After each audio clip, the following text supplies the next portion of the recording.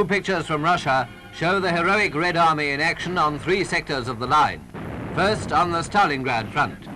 Here, following the stubborn defense on the approaches to the Volga, where the Soviet had been resisting terrific German pressure and contesting every yard of the way, the Russians drove the enemy back north and south of the city.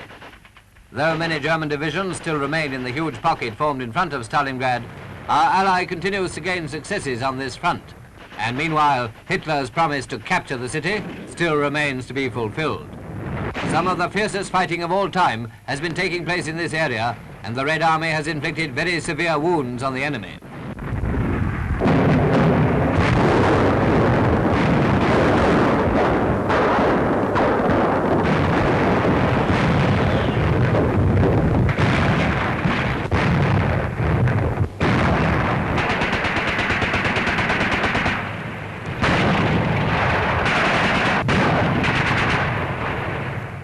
Further north, General Zhukov's forces have also passed over to the offensive, breaking through near the upper reaches of the Volga, advancing many miles and killing many thousands.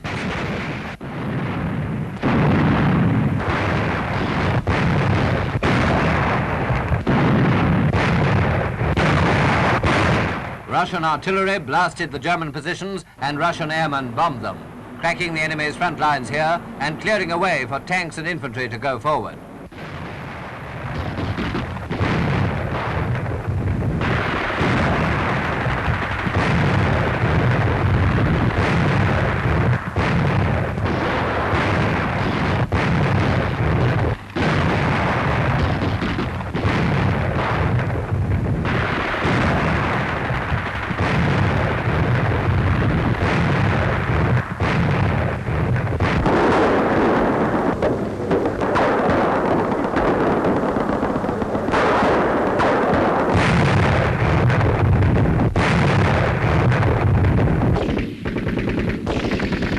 In the first days of the offensive on this sector, the Red Army broke through the enemy defenses on a 70-mile front, penetrating at some points to a distance of 30 miles. As each locality was freed, the population came back to find their homes and villages often enough totally destroyed. At a place called Kondrakovo, the Germans had enslaved the whole population, giving each person a number plate to wear and forcing them all to work for the invader.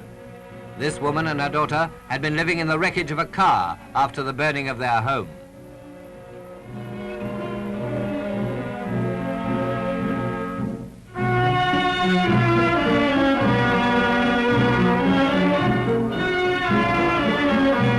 Heavy rains preceding the first snows of winter made the advance terribly difficult in many places, but the Red Army continued its push in spite of every obstacle.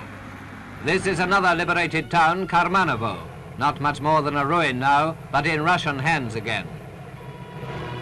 The Germans had a frontline cinema here, where no doubt they saw pictures of the Führer promising to win the war any day now. Zhukov, a town near the sources of the Volga, had been made a key point of resistance by the Germans, but the Soviet troops took it.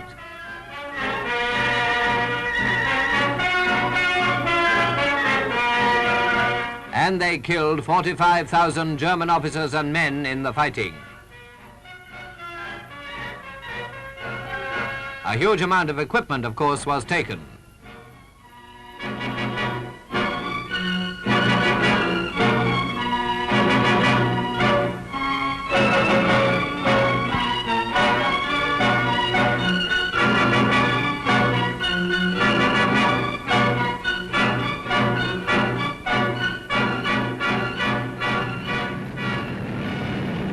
The advance continued in the direction of Rzhev and Vyazma, with the successful results which we know.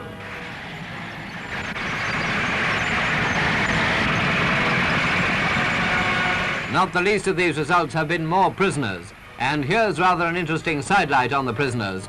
2 men of the 351st Infantry, one age 47, the other only 17. Just one instance of the increasing drain on German manpower. And finally, pictures from the northern sector, where the city of Leningrad has held out against all attacks. Here again, with armored trains, with heavy artillery, and, as always, with Russian courage and determination, heavy blows have been struck against Hitler's schedule.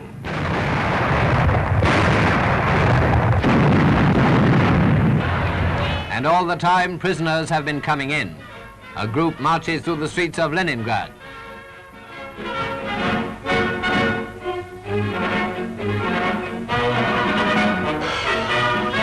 It's lucky for them that they were strongly escorted by Red Army men. Hitler's new order is not very popular in Russia.